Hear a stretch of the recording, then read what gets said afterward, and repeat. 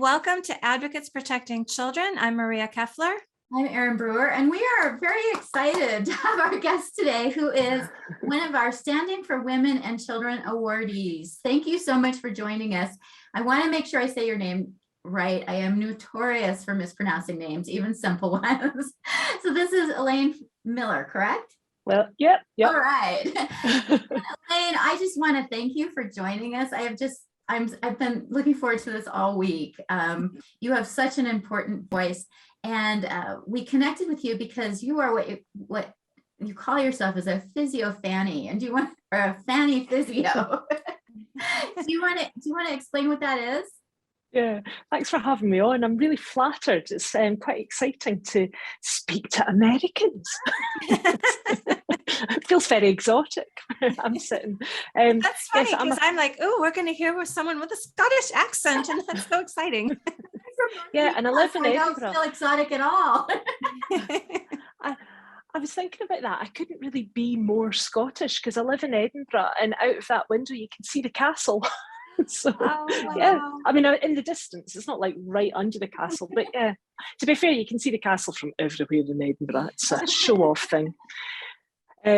Yes, I'm a physical therapist, and I specialise in pelvic health. So women come to see, well, we treat men as well, but I only work with women.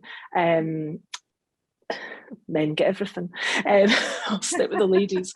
So they come to clinic if they're having problems managing their continence, or if they've got a prolapse, or if they've got pain, pelvic pain, or problems with menopause or injury, or to do with pregnancy or postnatal.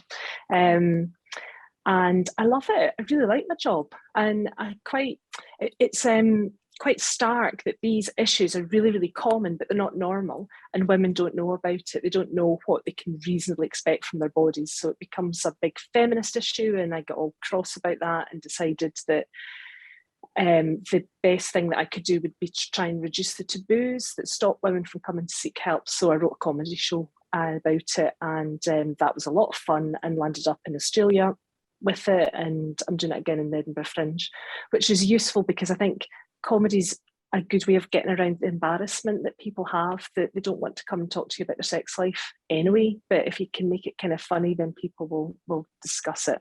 And I get very cross that we've known all this stuff for a long, long time, but we don't disseminate the information to female people. So that's why I did the talk. And that's really different than what's happening with medicating women who have gender identity issues. So we have a body of research about how to treat women's pelvic floor dysfunction that isn't disseminated. But now it's almost like the opposite. We have very little, if no, research about how testosterone and puberty blockers are affecting women's health and bodies, yet it's being disseminated as if there's a huge body of research out there to substantiate its use. It's so complex because you're right. There's an organisation in the UK it's based in the UK. It's called the Cochrane. It's Cochrane Research. So they look at all of the published research and they pick out the best bits. And that's how you would develop guidelines that the NHS or health service would run on, so that then you know that this is a safe and effective treatment, so it's worth putting public money into because it's going to do what you would expect it to do. And they've tried twice to do Cochrane reviews on trans care, and they've not been able to do it because there is no evidence that's good enough quality. There's lots of papers out there, but the quality of the science is so poor, they can't compare it. And that's really shocking, considering the body of work is up to 40 years old, and none of it is good. Yeah, we were just talking about that right before we came on, is that the Health and Human Services of the United States government just yesterday put out all of these statements claiming things that are not true about caring for young children who have gender identity issues. And it's shocking, and it's frightening, and it's unethical. Yeah, I would agree. It's absolutely terrifying. So I've been looking at this stuff for a long time, and actually the speech that you saw wasn't the speech I was going to give. I just had such an exciting day with all these amazing women that I thought, I'm just going to talk about what I'm actually really worried about. So it was a wee bit off the cuff.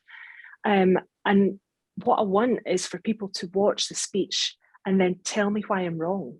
I want the medics and the people that are working in the gender industry to explain to me what I've misunderstood, because the worst scene scenario is that I'm right.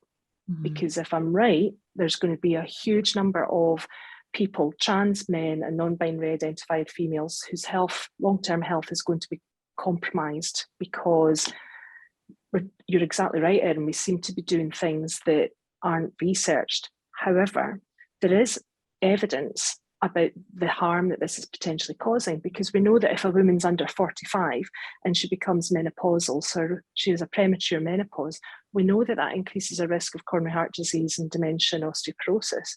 So it's only logical that if you give a female person cross-sex hormones at 19 or 20 years old, they're becoming menopausal 30 years too early.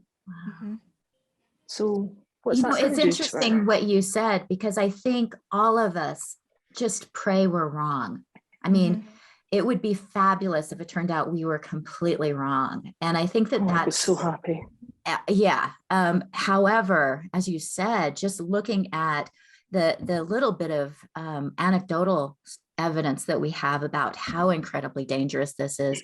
And then, like you said, looking at other situations where women's bodies have not had the appropriate hormones and the kind of damage that does, not to mention the use of puberty blockers, which just confounds me how we are justifying inducing a developmental delay on children who already have mental health issues. It's sort of, logicaling it out, hard to believe that we're wrong. But as you said, I think we all hope we are. But in this case, we don't know because there isn't evidence. And again, that's what's so frustrating is we hear this is evidence-based. There's, solid guidelines. The kind of lies that are promulgated are really what's most concerning, is that they're presenting this as fact. Yeah, and guidelines are only a guide. They're not written in stone. They're not really anything that's tangible or palpable. And are you talking about the WPATH guidelines? And now the new Health and Human Service guidelines from the US, which basically claim that affirmative medical interventions are critical for the health and well-being of children with gender confusion. So a couple of weeks ago, we had the interim report from the CAS review, was published in the UK. So she's a very highly regarded medic who was given the job of looking at all the data and all the papers to do with children with gender differences. And she's put out the full thing won't come out until the summer, but she's submitted this interim report which states very clearly that affirmation is not benign. The affirmation is an intervention, and she has concerns about this. She doesn't want it to be done in schools because teachers are educationalists, they're not psychologists. They can't determine whether that child does actually have a gender dysphoria or whether they're autistic. That's not their role, it's not their scope of practice. But by affirming the child, then most of them go on to transition. So why would you do that if they didn't have a gender dysphoria? And I generally can't understand that at all, because puberty is not just about your physical body changing. The mental effects of it are enormous. So Can you talk about that a little bit? Yeah, the mental and how delaying puberty could affect. I mean, is somebody whose puberty been delayed, is that person when they turn 18 mentally competent in the same way that somebody who's experienced puberty is? Well, we don't know. There's a good paper, I can send it to you, that's from a couple of years ago in the BMJ, the British Medical Journal, where they asked that about the ethics for non-binary people who go into puberty blockers and stay on them as adults. I don't understand the thought process there. But if the process of puberty is your brain rewires, it hardwires into its adult form. So that's why, the teenagers, they lose their sense of risk in the same way as you would as an adult, and they do all sorts of great fun stuff at the time that you may regret a couple of years later. I've got 3 teenagers right now, so we are very much in that. Yes. Me too. What are you thinking? Fun. Yeah. And in retrospect, the stuff that I got up to when I was a teenager, it was totally fine and it was nuts. Anyway, it's a strange time in your life because your brain is just remodeling. And once that process is finished at the age of about 25, it takes a long, long time for this all to settle down. Then that is you with an adult approach to life. So if you halt that, puberty can only happen within a certain window. So if you stay on puberty blockers, you're never going to mature. So are we actually creating a generation of juveniles in adult bodies which look different because their genitals haven't developed because they never went through puberty? And what does that mean ethically? Like, not just from the medical point of view, but if this person goes and gets a job and is wanting to take out a loan for a mortgage, are they competent to make that decision? Are we assessing what that's doing to their insight or to their, their intellectual capability? Because you wouldn't allow a child to make a commitment for 25 years, like financial commitment. So the fact that this person's 30, if they haven't gone through puberty, are we sure that it's okay to do that or not? I think it's a reasonable question. It is. But now when it comes to this self-identification of transgender status, the argument is that children as young as toddlers know who they are, and we need to listen and do whatever interventions these toddlers or preschoolers or pre-adolescents want. And it's just lunacy. It's just lunacy. Well, and that brings me to the question of, if we're blocking a child's puberty, no child technically is capable of giving medical consent, but especially a child whose puberty has been delayed. And so we're delaying puberty, and then we're allowing them to make these tremendous decisions about their long-term health that we wouldn't allow most other children to make, let alone a child whose puberty has been delayed. No, no, it's I'm not an ethicist. I don't have, any sort of philosophical background, but I would just be really interested to know what those experts would make of this situation. It would be really, I would be so excited. I would pay any amount of money to go and watch that conversation. And the same thing applies to the toddlers. I know families who have children that they, believe have been, they're convinced, the child themselves is convinced that they've been born in the wrong body, is the terminology that the family use, and that's been affirmed in the nurseries and the schools here. But from a child development point of view, I would be really interested to see what somebody that understood normal child development would make of these children and how they're behaving. Because one of my kids, when they were about 4, they believed that they were a rabbit. And this sounds bonkers, but the kid stopped speaking for about 3 months because, well, rabbits don't talk, and there was a lot of this going on, and there was no walking, it was hopping, and you wouldn't respond to their name, just to Blossom, because that's a rabbit name.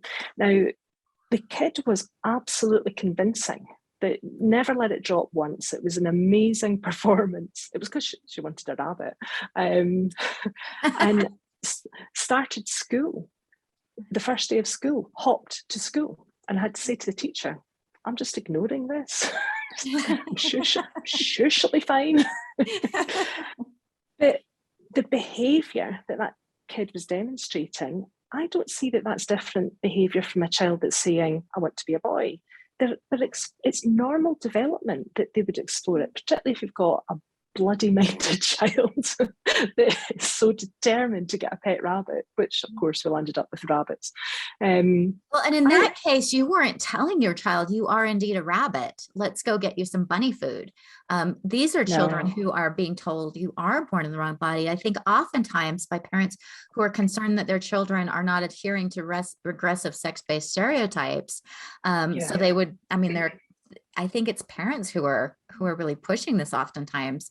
But I mean, imagine if your child had gone to school and the teacher had affirmed the bunny identity.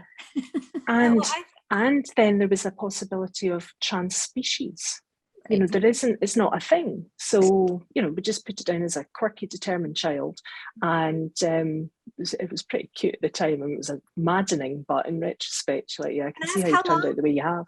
How long did that last? Do you remember? About 4 months. Oh, that's a good. It's like a whole summer. That's persistent, consistent, and insistent. Definitely. Absolutely. Well, And I see, like, I've told this story before. My friend's son, when he was in preschool, age 3, wanted to wear the princess dress every day, the blue Cinderella princess dress. This was 15 years ago. And the teachers told the parents, this doesn't mean anything. This is role play. Kids try on being an astronaut, being a cowboy. This is just role play. Don't worry about it. Sure enough, that boy is now 19 and very typical normal boy. But today, the story would be very different. Today, those parents would be told, you have to affirm that. He's telling you that he's really a girl. You need to go get him on puberty blockers soon. And that's horrifying to me. That's really horrifying to me.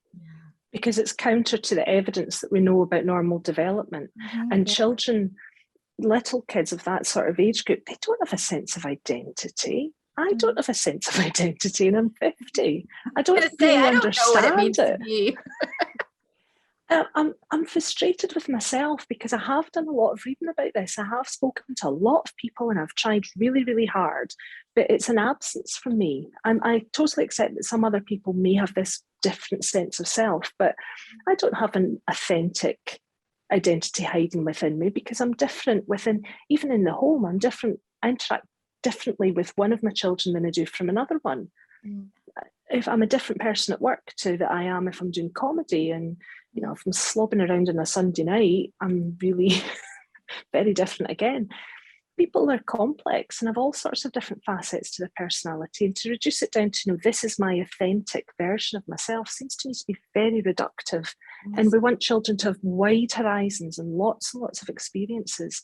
So why make one little bit so important that it becomes everything? I just cannot get my head around it. And I was going to say suspicion, my fear is it's because this is being driven and accepted by people who do not understand science, who do not understand the facts and the evidence that are norms. If you're going to, you know, like Asimov said, I'll believe in anything as long as there's evidence for it. And I think that's a genius way of putting it. If you're going to have a wild and wacky idea, you just need a lot of evidence to back it up. And once you've got it, fine, I'll accept it and I'll believe it. That's not what's happening within this field. So when it comes to the children, because of the lifelong impacts of that, you have to be so careful with little people that are developing, because the potential for harm, not just from their own health, but from their sense of self and their place in the world. If your whole world centers around your gender, and then you decide when you go through, well, if you're allowed to go through puberty, that actually that's not who you are anymore, what happens to you? I used to work in sports, and there was a kid that was winning everything. He was one of the junior teams, and it was cycling that I was working with at the time, and he was like our great hope for Scottish cycling. He was going to win everything at the Olympics, and he got injured. He fell off his bike and he was injured and he was out. And the impact on that young lad, he was about 15 or 16 at the time, was enormous, because he was the cyclist. He was going to win everything. He was getting all this reward and attention and praise at school because he generally was a very, very gifted athlete. His parents rode bikes, his girlfriend rode bikes, all of his friends rode bikes. So when he could no longer ride, couldn't even get onto a bike, he went from hero to zero overnight. And it was really difficult because he had nothing else in his life. If you're going to be an elite athlete, you've got to do that thing all the time. And I fret about that because I wonder if this is going to be similar, that these children realise that everything hangs on this one little thing about them. And I just don't understand why anybody would think that that's rational and reasonable. So I can't imagine how they're going to people. I can't imagine how they're going to feel, 10 years from now, when their bodies are suffering ill effects from all these, interventions, how betrayed they're going to feel. And I was wondering if you could just talk a little bit about, what happens when you put a female body on high levels of testosterone. I mean, I don't know if you know for sure, what happens when a female body doesn't have estrogen. And that's pretty significant, the consequences from that alone, for those of us who have sort of gone through the menopausal thing. We know Got my that, patch. when I think about just sexually, how I would have been as a teenager without estrogen in my body, it would have been pretty grim. As a young woman, as a married, as a wife, if I had spent my entire life without estrogen in my body, my sexuality would be dramatically impacted. I mean, and that's just one facet. And I've seen that in clinic. So, I see women of all ages, and because I wanted to be good at my job, so I started doing training courses into trans care and reading up about it, because if you work with people's genitals, the worst thing you can do when you look at somebody's intimate parts is go, oh. Can you imagine if you're sitting there and somebody goes, oh my goodness, you would never forget that, would you? Somebody that just, all you have to do is wrinkle your eyebrows and like, what's wrong? I'm a freak.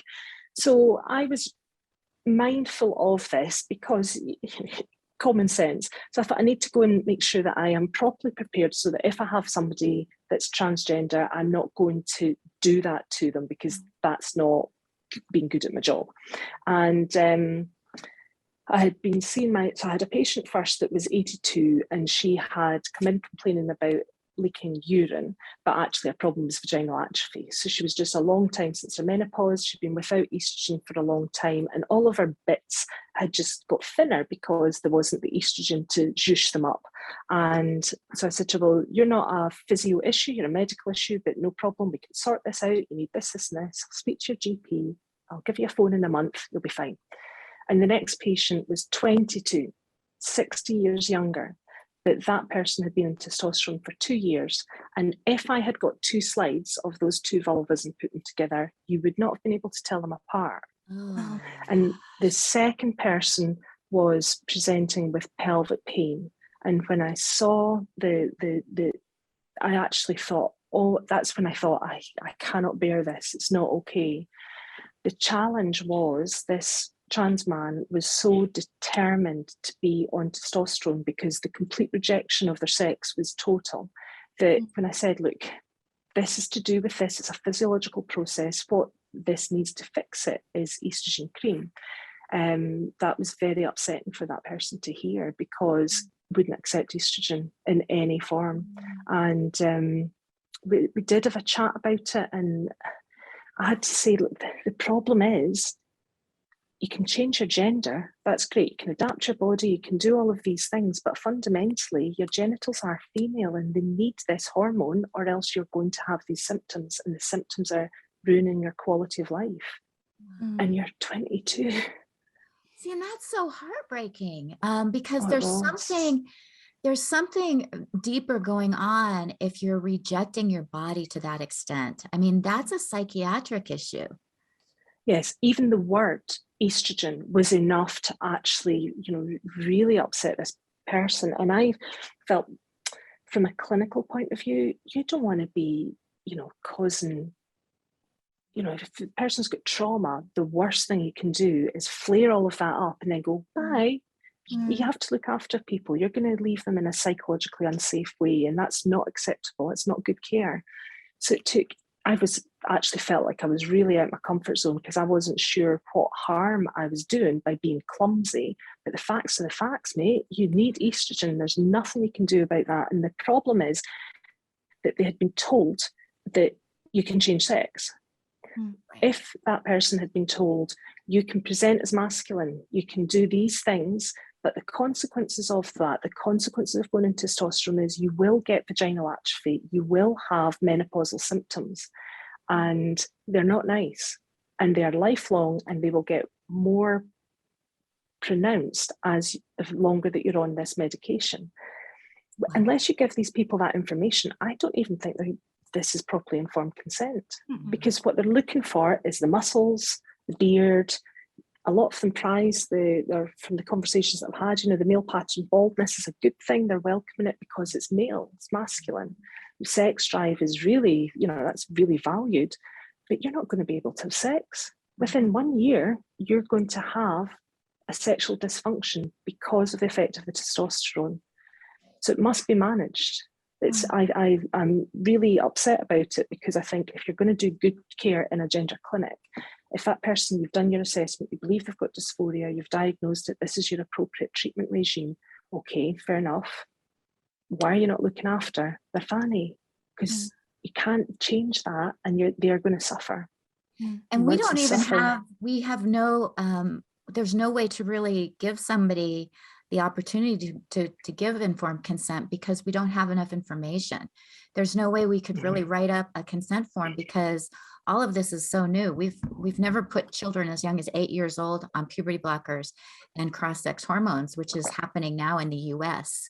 8. Yes, we have a gender clinic in California, the LA Children's Hospital, where they're putting children 8 years old on puberty blockers and cross-sex hormones at the same time. That child yes. So that child will never, I mean, they talk about puberty blockers being reversible, but if you pair it with cross-sex hormones, I don't think it is reversible. That child will not go through puberty. Well, in the NHS, our guidance changed maybe about 18 months ago, maybe a bit longer, and saying puberty blockers are not reversible. That's been withdrawn in the UK, because it's not. It's a process. And if you take any of that time away, and you don't have your normal cascade of hormonal changes, it comes from your pituitary gland. So if you stop your pituitary gland from working, you're going to miss out on that period of development. This isn't a jigsaw. You can't just do it and then put it in and it'll be absolutely fine at some time later. This is a cascade. Once you halt a bit, then you affect it forever. It's not reversible. We hear from parents all the time who say, they just argue with us, no, puberty blockers are reversible. No, you're lying when you say they're not reversible. They are reversible. Our doctors told us they're reversible.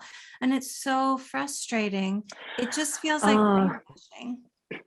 I think I know why that is, though, because the research that we've got on the medication is not, it's a clever thing that they've done. So they've taken one set of patients with one treatment protocol with puberty blockers, and then they've applied it to the children with the gender dysphoria. So the research on, yes, it's reversible, is based on children with precocious puberty. So they're on it for a very short period of time. There's not that many children get precocious puberty anyway, but they're not on it for more than, a year, maybe 2 years at the absolute max. And it's because that child has got a difference in development. You want to actually stall their puberty, because if you don't do that, they won't grow. Because one of the effects of puberty is when a child's got their bone and they've got their growth plate at the very end of the bone. In an adult, that is sealed together, and children grow because this bit gets wider and it fills in with bone. So if they go through puberty, they're going to be short in stature. So if you can halt that until they've got, another couple of inches, then that's of a benefit. So the risk from the medication is outweighed by the benefit of allowing them to have a longer childhood so that they grow. So it's worth the risk of the osteoporosis and all of these other awful side effects. But they do it for a very short period of time, because once you take them off of that, then yes, the effects are reversible. But that's if it's 6 months a year, not 4 years. That's and not in combination different. With cross-sex hormones. I can't see the rationale for that. Yeah, I am amazed. I can't understand why anybody with common sense would do that, let alone a medical degree. That's astonishing. Well, and a lot of people talk about this being experimental, but I would go so far as to say this isn't even as good as experimental, because I worked at an institutional review board here in the US. I don't know if they have them in Scotland, but it's basically, they review human subject experimentation to make sure that the human subjects are protected. And anytime there are unexpected adverse effects, the study's halted. So that's an experimental protocol. This isn't even that good because there's no oversight. No, and there's no hypothesis, and there's no there's no objectives. There's not. I agree with you. And the experiment would have an aim that you're trying to investigate. You would be gathering the data as you went along, and that's not been happening in the UK. So there was a big case with a person that had detransitioned that went to court to prevent what had happened to her happened to other children, because she felt that she had been fast-tracked onto this treatment, and actually her problem wasn't that she was dysphoric, it was other things. She had struggled with her sexuality, and actually it was inappropriate that she landed up having a double mastectomy and having the permanent consequences of being on testosterone for a few years. And the inquiry into what actually went on at our gender clinic found that they weren't keeping medical records. They weren't actually following up what was happening with these kids. That's astonishing to me, because in healthcare, you have to have your records to show up. And they've just done it in such a different way that you can't actually measure what they've achieved in 20 years of treating these kids, because the data's not there. You couldn't do an audit. You couldn't extrapolate any information from it because it's inadequate. What? You're messing around with children. What? I can't get my head around it. And that's why I would really, really like to be so wrong, because can you imagine if you've taken your child to a clinic because you're worried about this child and they're distressed, and a person that you trust, who is a member of a professional body, who's got so much education, says, yeah, I know what the problem is, what you need to do is that, of course you're going to go along with it. And then you find out 4 years later that maybe they needed a bit more talking therapy. Maybe they needed to go and, I don't know, go for a hike, do something physical. Go for a hike or go through puberty. Have a change of environment, get off social media, get a different group of friends. Yeah, we've been telling people that no child should be on social media. That is just a cesspool of influencers pushing this ideology. One of the questions that I've had, and I don't know even how I would ever get it answered, in the United States, we had one gender clinic 10 years ago. Now we have more than 300. How many kids are turned away as inappropriate for being medically transitioned? How many are turned away? That's a good idea. Yeah, I know of one. Well, and that goes to the question of how many children, how many women, how many men are 100% comfortable with their bodies. And if children are given the message that if you're not comfortable with your bodies, it's because you're this, A, B, or C, when actually it means you're normal. And maybe you can address this as someone who works with women. Have you found that, so-called cisgender women are 100% comfortable with everything about their bodies? Gail Dines has got a great line about that. She's a feminist academic, and she said, I'll be not getting this quite right, but it's something along the lines of, can you imagine how many industries would go bankrupt overnight if women woke up one morning and all said, yeah, I love my body? It would be phenomenal. It's a huge market. It's a huge industry. Global billions and billions of dollars every year are made because women are self-conscious. And I work in genitals, so you don't get much more self-conscious than taking your pants off in front of somebody that you don't even know, who hasn't bought you dinner, and let them look at your bits.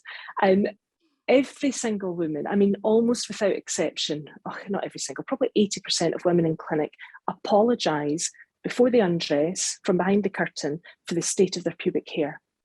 Oh, wow. At least 80%. Wow. And they all say, oh, I'm sorry, I didn't have time for a tidy up. And I say, that's all right, neither did I. There's always something that they want to explain about themselves because you're so vulnerable. Women's insecurities, because we don't see other vulvas regularly, unless you're very, very lucky lesbian or bisexual women, then you don't see that many other women's bits. And men's genitals, any school that you go into, there's penises drawn in the doors all over the place. You don't get that with vulvas. You don't see the range of what normal is. And that, I think, is why they're so self-conscious. And what we do see is coming from Hollywood, and we're seeing, the supermodels who have the Brazilian waxes and, I need to look like that. Yeah. Or they're digitally or surgically enhanced as well. If you're looking at porn online, then often that's as made up as everything else. I think that's a really important point, that puberty, your body's doing weird stuff and it's just disconcerting. And if you're autistic and your body's doing weird stuff, it can be very, very unsettling. But that doesn't mean that we need to change your body. And in Scotland, we've got quite a difficult political situation with this stuff. And they're trying to put through self-ID again, and there's another public consultation has just come out. And the proposal is that a 16-year-old could self-ID and doesn't need to see a doctor, declares that they are transgender, they live in their adopted gender for 3 months, they pay money like pennies, and that's it, they've transitioned. So these 16-year-olds are self-diagnosing, they're got no way of knowing whether they're autistic or any kind of neurodiversity. If you're 16 and you've had, like adverse childhood events, you've had difficult upbringing, or somebody didn't look after you properly, or there was, even a poor attachment issue, they're not going to be able to know that about themselves at 16. They're not going to be necessarily that comfortable or have figured out their sexuality at 16. There's still plenty of people that are figuring stuff out then. So what they're doing is they're going onto TikTok and they're thinking, oh, that sounds like my tribe, that's great. And they're self-diagnosing on TikTok. We must do differential diagnosis, because if you don't do that, you're doing harm, you're transitioning the people that don't have a gender difference. And I'm not even sure what a gender difference is, because it's not defined. Unless you can write down what that actually means, you can't treat it. Right. And that's the thing that I don't understand. I mean, that it's sort of like, I've seen, Barbie doll on one side and Ken on the other, and that's the gender spectrum. And I'm like, how offensive is that? So if we don't adhere to these, stereotypes, then we're, some not quite woman or not quite man. And the other thing that I think is really scary about the self-ID is, from what I've heard from endocrinologists, is that initially, if a girl starts taking testosterone, she's going to feel like $1 million, which is why it's a controlled substance here in the US, because, the initial response is that you feel fantastic and you don't get the vaginal. You and I have talked about, we should maybe a little testosterone, make our husbands a little happier, Yeah. I mean, you get the libido, you get some muscle, your confidence goes up, and the vaginal atrophy and the risk of stroke and all those other things don't come for a while. And so how does someone how do you mitigate that? Once a person's been on testosterone for a while, they felt really good. They felt like that meant they were indeed, transgender, born in the wrong body. This was the appropriate care. And then it turns out, well, their life is going to be shortened, and they're not going to have a healthy, functional sexual ability because of it. Yeah. I agree with you. I'd love a wee go in testosterone. I'd love to see what it felt like, because all the men I know seem to have an self-confidence that probably isn't quite justified. I want to find out where that comes from. I want a wee go of that. Have you ever met a man that didn't love to be naked? Like, just love to have people look at me. And I think the most beautiful women in the world are again apologizing for things that are wrong with us. Yeah. And I guess we live in a world where our society says, if it makes you feel good, do it, rather than, if it makes you feel good, let's look at the costs of that, because there are lots of other drugs that would make us feel super good too. We'd all probably feel pretty good if we took some heroin. Probably not a good long-term strategy for feeling good. And we've got endless evidence showing that if you really want to feel good, go for a walk. Right. Go and move your body. You will exercise is a bit of a panacea for all sorts of mood disorders, for all sorts of mobility issues. But when you're a menopausal woman and you start to lose your estrogen and you get joint pain, that can be very, very debilitating. So I was trying to do Couch to 5K again. It's a bit of a hobby of mine. I start it and I never finish it. And I really couldn't finish it, because once I was running for 15, it's almost indistinguishable from my walking, but we'll call it running. And the next day I couldn't get up and downstairs without holding on, because I was stiff and sore, because my joints were sore. 2 weeks in HRT, no more pain, and I could finish doing the run, because it's a really common symptom, but we don't talk about it. So these young kids go on their testosterone and they feel like they're king of the world, and a year later they're getting menopausal symptoms. Because you're female, you can't escape it. You are going to experience this. And then their mood crashes because they're menopausal. And even for HRT, for women, your ovaries do produce a small amount of testosterone. See, trying to get testosterone in NHS as a menopausal woman, it's not standard treatment, it's not approved, there's not enough research. There's lots and lots of women who do manage to get hold of some of it and they report, that's the bee's knees, now I feel great, now I've got energy. I can clean my house without needing a wee sit down because now I've got energy from a naturally occurring, very small amount, but a naturally occurring hormone. Well, why would you not replace? It's replacement. It's not replace some of it. It's supposed to be replacement. Do the work.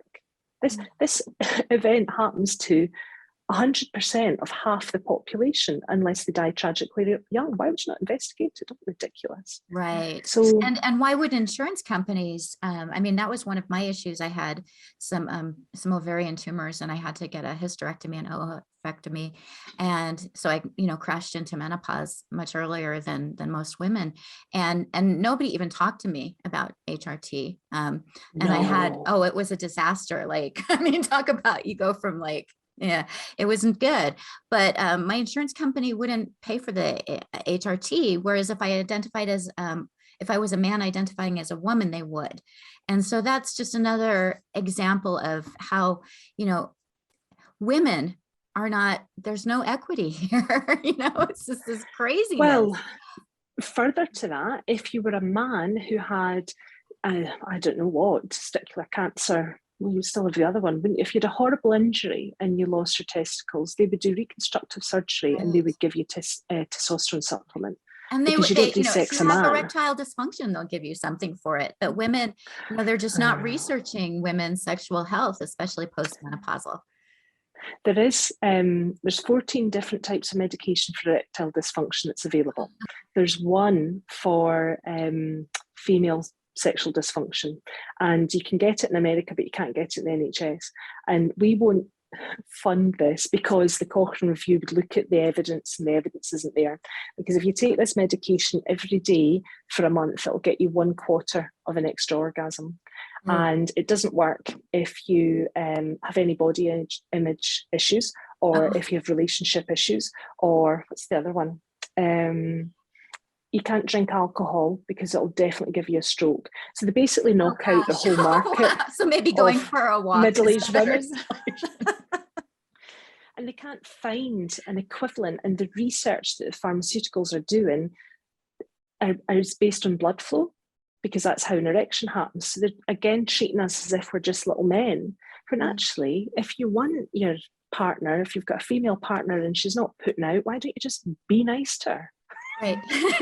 Why don't you just empty the dishwasher? You don't need tablets. You need to be nice and stop behaving like a child. She might fancy a bit. It's quite difficult to find somebody attractive when you've been wiping their poo off the pan for 40 years. Yes. I mean, yeah. And I think that I want to take that little segment of this interview and make that like what we advertise it with. Men just be nice. I mean, and that would go a long way, even I think with girls who are experiencing gender dysphoria. No wonder so many girls are experiencing gender dysphoria when boys are being taught that spitting on girls and choking them and having them lick up urine off the floor is a sexual turn on. And I mean, this is where no wonder all these girls are saying, I want to opt out of womanhood. Womanhood hasn't been particularly nice for a lot of us, and it's because we're not treated well.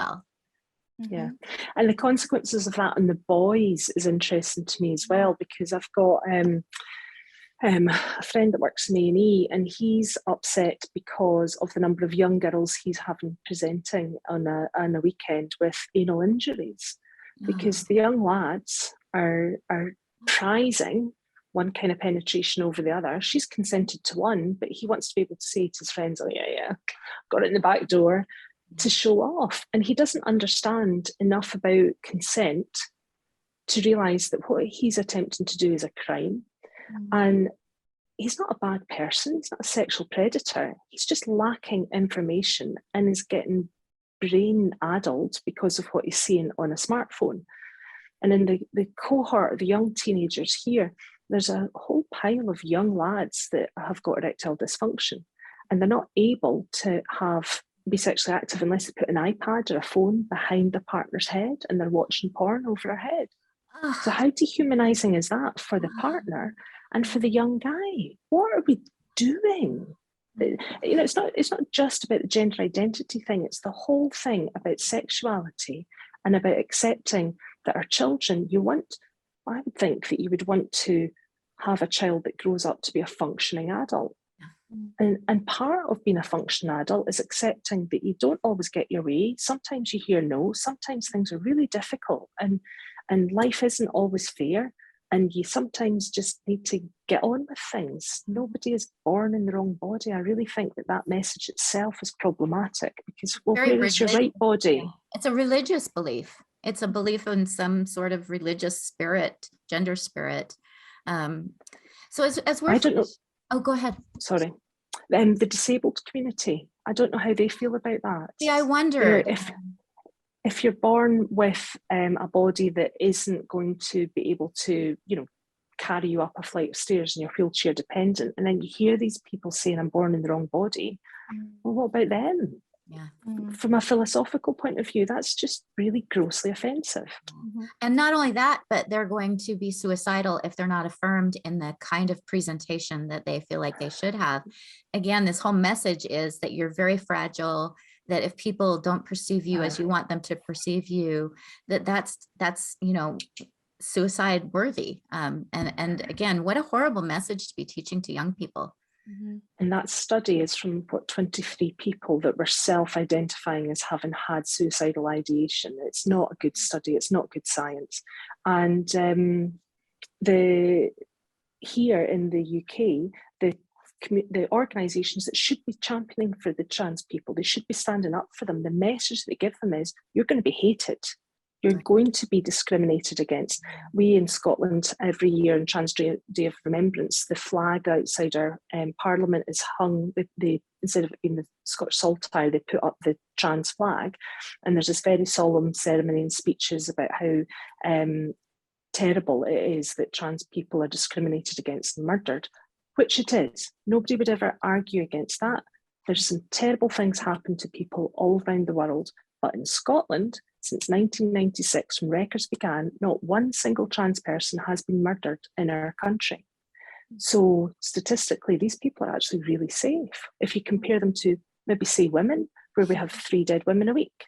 And I've seen that comparison, that actually trans-identified men, so men who claim a trans identity, have some of the lowest rates of murder, and those that are murdered tend to be related to prostitution and drugs. Yeah. And so, which is risky anyway. Yeah, which is risky anyway. And so again, we're you know, we should be having regular days of remembrance for women who are murdered, because, as you said, the rates of murder among women is so much higher. And not tell these teenagers lies. They're not going to be hated. They're not going to be persecuted because of the gender difference. It's not true. But the teenager's going to hear that and believe it. Yeah. And what does that do to you? So I was wondering, as we're finishing up here, if you could sort of, what motivated you to start speaking out on this? Because as we know, it's not popular. It's much easier. We actually are hated, and we actually get threats and nastiness. It's funny because the biggest, probably the biggest slur that I get is, you TERFs are so ugly. Again, it's that, you know, yeah, well, my goal isn't to be Barbie, so fine, I'm ugly. I'm also honest and truthful and relying on facts and evidence and science. I'm not a science denier, so I guess I'd rather be an ugly scientist than a beautiful science denier. Yeah, I like that. Yeah, I've been messing about, being interested in this stuff for about 10 years, and I've been trying to work from within the system, been writing to politicians and putting together reports and trying to get, you know, within the ear of the people that can actually put change in place. And And so I've been trying not to speak about it too much on Twitter and Instagram, because I thought I'm going to blow my cover, because I've got evidence. I want to present it to the right people. And if I just get attacked online, it's a waste of time. Those are not the people that are going to change anything. They're just blowing off steam because they are bullies. And then on International Women's Day, our Parliament heard speeches about the Gender Recognition Act, and one of our secretaries said, a woman said, that no man had ever pretended to be something that he was not in order to harm women. Mm-hmm. And she said that out loud in my Parliament, and I have never been so angry over anything, because we have 3 dead women a week. I mean, if you want to talk about my tribe, there's piles of us, piles of corpses. And she said no man ever pretended to be something that he was not. And I just thought, I'm wasting my time, because she said that on that day was the anniversary of the death of a woman that her murder got a lot of coverage in the UK, because the way that she died was particularly gruesome. Now, most women, you never even know their names, because unless they are very beautiful by Western standards, or they die in a particularly gruesome way or a particularly salacious element, they're just not a dead woman. You never hear about them. So this woman was kidnapped by a man who had been a policeman and was pretending to be a policeman. He pretended to arrest her in order to kidnap her, in order to do unspeakable things to her. And my minister said, no man ever pretends. And I'm like, that case she was missing for days. It was terrifying. It was awful. And I just thought, what am I doing? If this is, we have almost equal representation in the Scottish Parliament. It's 47% parliamentarians are women. They're not standing up for women. They're too afraid to say the truth. So I'm game over. I'm not engaging with you anymore, because the stakes are too high. Harm is being done. So I wrote an article for a magazine called The Critic about how I had got here, because we've got a long history in Scotland. You know, there's lots and lots that's going on, and the comparison between how women are persecuted now as witches. 400 years after the witch trials in Scotland is exactly the same. The stuff that's been done to people like you is absolutely disgusting. It's just pure male behaviour and hatred of women. This isn't new, it's not novel. Just because you've got lipstick and a high heel on does not mean that you're not behaving exactly like any other misogynist since time began. So I wrote my article, and then I did my talk and changed my mind before I got up to say, no, you know, game's a bogey, I'm just going to speak frankly. Now, the interesting thing is I was expecting to get into a lot of trouble, because, as you say, you either stick to the script or you're cancelled or attacked.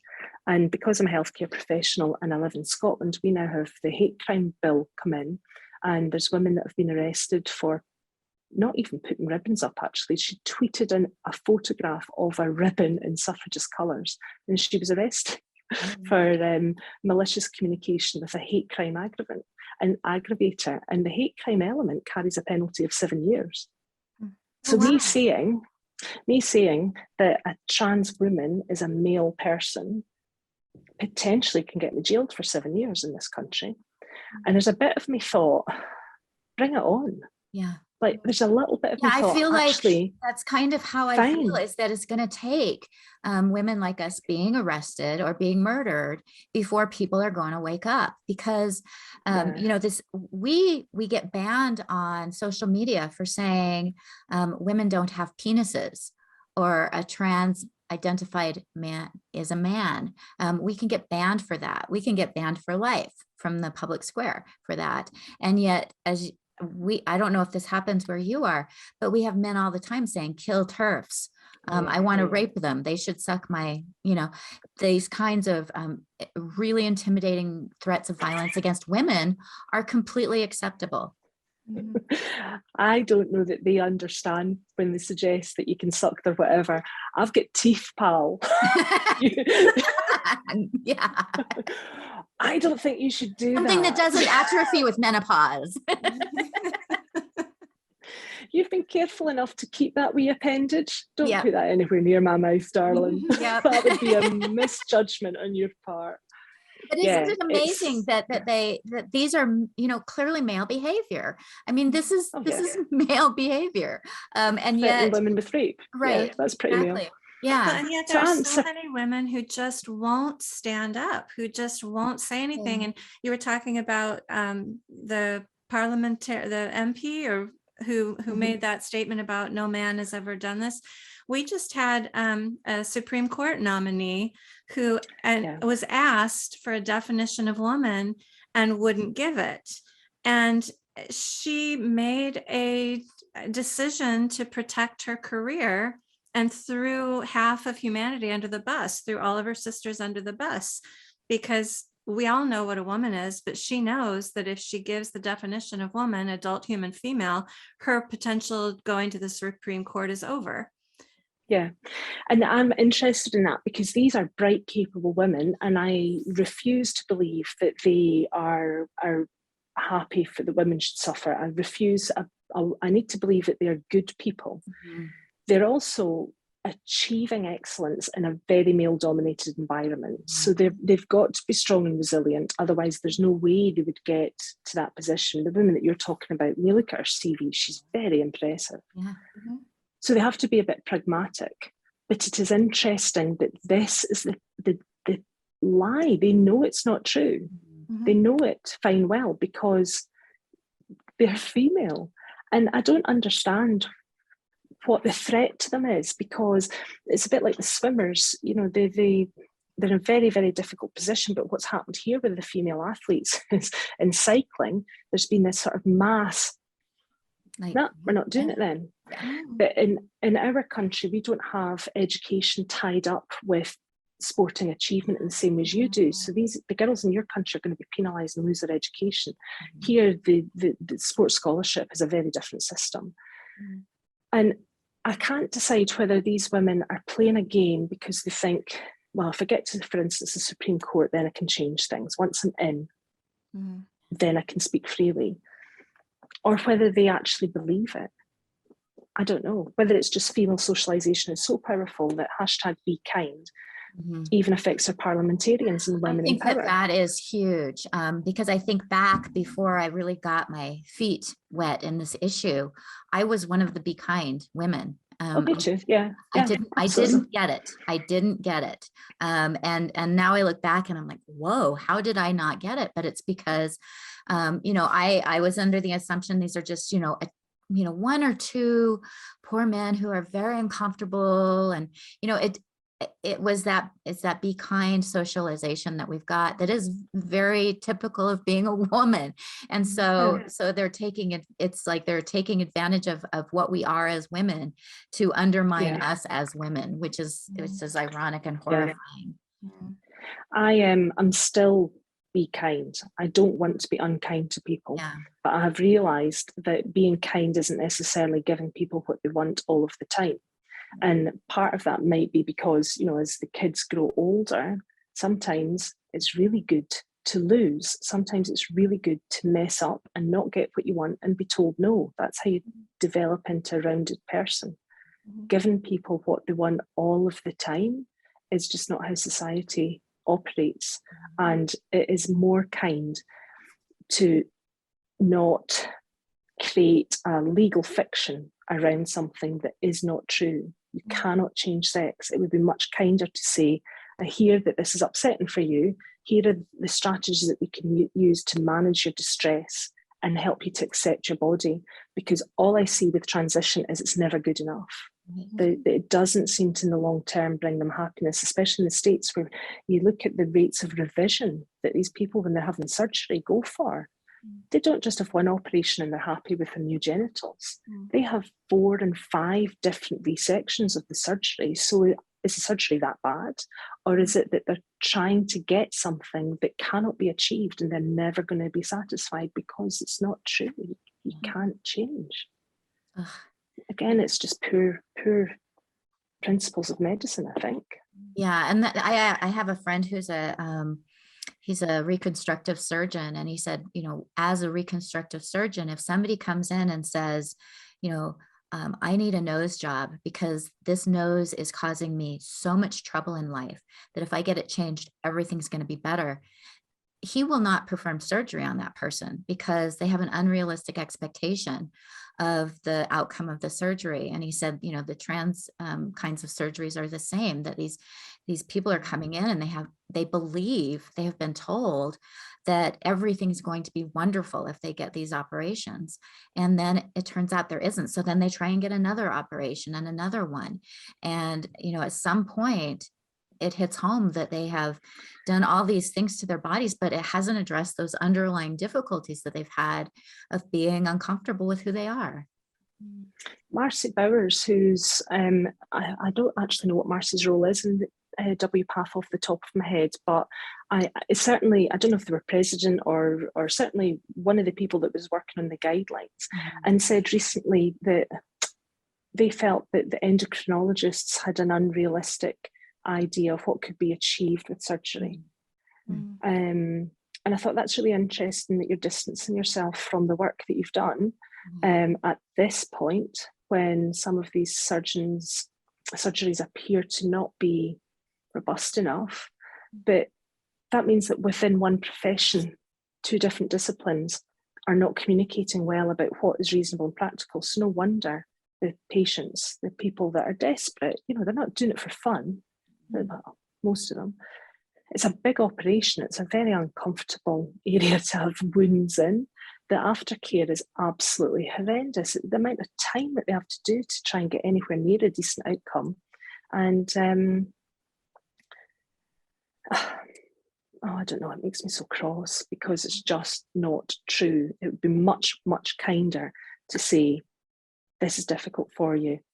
We'll do the same sort of interventions as we do with somebody that has got a different dysphoria with, you know, a belief that they were very overweight when in fact you're quite underweight. You need to learn to accept your body and see your body because it can't be changed.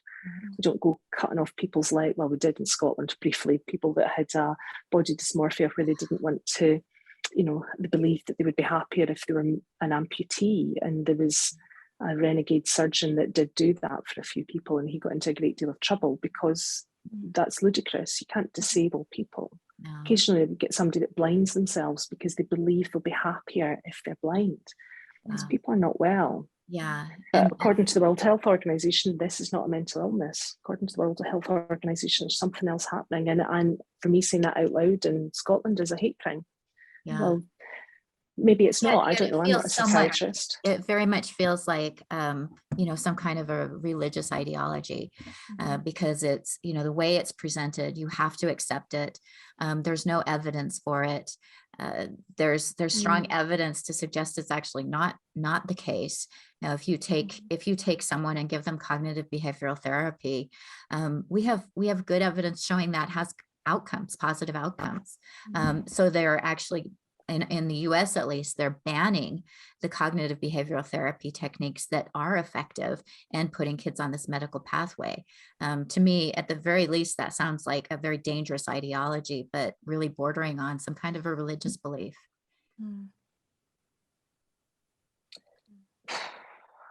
Well, and I hope that we haven't gotten you in trouble with this interview. I think worst case scenario is I get into trouble and then I land up in court. And when you're in court, everything is recorded. It's all minuted, it's all in the public domain, and I can talk a good game. And worst case scenario of court is I would be found guilty of being a hateful bigot and I would be sent to jail. Say I got 7 years. I would have 7 years of not having to deal with teenagers. I would be able to indulge myself in writing my emails without having to think about sorting out toilets. I've got knitting that I've never finished from when my child was a baby and he's now 16. I could finish that job. When my kids were smaller, I used to say, you know, the threat of going to jail is not that scary because it's lots of alone time and quiet. Yeah. I mean, only now they're putting men in jail. So now it's not so. Well, now, yeah. But the women who are in jail, can you imagine how well you would get on with women that have had these terrible backgrounds, these awful, you know, women don't land up in jail by accident. Can you imagine the good you would be able to do with setting up literacy classes when you were inside for these women that are illiterate? and women that don't understand the stuff that I understand just because I've not had their difficult background. I think I would quite like it. Well, we won't feel. Outlook. I like your perspective. Yeah, I do too. And if this interview or any others do end up resulting in you having legal issues, we will do our best here in the States to support you with, some crowdfunding. Yeah, what I'm hoping is I'll maybe get some pushback with some evidence, because I would love to debate it. I think hashtag no debate has been a mistake. Yes, that's where it's been so interesting. There's been a number of cases where we've said, we'll debate you, and no, they pull back. No, same here. Oh, I've had the issue. Talk a good game, but no, they won't. Right. I've had the issue here in my local area. I've started out dealing with this at the school board level, fighting in schools. And I've invited multiple women who are fighting. They've got trans kids and they call me awful names. I'm like, let me take you out to coffee. Let's sit down and talk, because this affects both our kids. They refuse. They will not come out to coffee with me. And that's what got me starting to think that this is a cult. Because that's what cults do. You're not allowed to associate with people outside the cult. Mm-hmm. I haven't had much pushback. I mean, to be fair, it's only a few days really since that video went onto YouTube, but it's had about, I think, I don't know in total, but it's had over 15,000 views. So I would have expected that I would have started to get messages from people who were less than unhappy with me, And I've had 3 comments that I've found on Twitter. One said, "This is why y'all don't have the vote," which annoyed me, because we do have the vote, and he didn't use an apostrophe. It was just y'all, like one word. And another one said that, because I talk normally on social media about women's health, then usually there's some bloke pops up with, "What about the men?" And here I am talking about women and trans men, and this bloke popped up with, "What about the trans women?" I'm like, you mean the men? You've just outed yourself as a hateful TERF, because you said, "What about the trans women?" You're saying the thing. Anyway, and then yesterday I got told by somebody that was an anime avatar that they were disappointed in me. But when you see the anime avatars, those are almost always kids. It's like between 12 and 24, I'd say. Is that right? And yeah, we see that all the time. All these kids with the anime. And I didn't get that. That makes sense, because I said, no, I don't believe I'm a TERF. I don't think that me saying I expect that the trans population has as much evidence behind their care as anybody else has, I don't believe that that's bigotry or hateful. I think that that's perfectly reasonable. Can you explain to me what I've said that you see as being hateful? They didn't reply. If anything, it suggests a deeper concern for people who are struggling with gender dysphoria than others, because we want them to get the kind of care that they deserve, the very best possible care. That's not hateful. That's very loving. Mm-hmm. Because of this lack of pushback, I was speaking with a friend, and I said, it's as if that I've become invincible with this video. I don't know how. Nothing's hitting on me. And then I made a hashtag Teflon. Teflon in your pants, nothing sticks. There must be Teflon out there, because there's no other explanation. Look at the abuse that everybody else gets. So I'm going to see if I can get little frying pan avatars going like the dinosaurs do, because I really like that. Well, and I'm hoping that your Teflon will continue. I'm gifting it out there. Yes.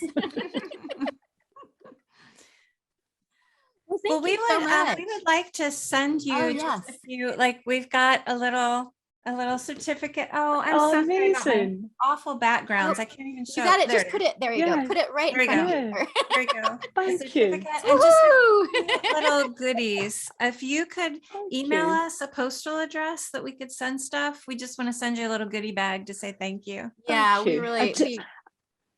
I do feel like it's a bit undeserved. There's lots and lots of people that have done an awful lot of work and taken an awful lot of flack, more than I have, but I am very flattered and I'm very grateful, and I will put it in a frame and I will put it up on my wall, and I'm going to tell everybody, because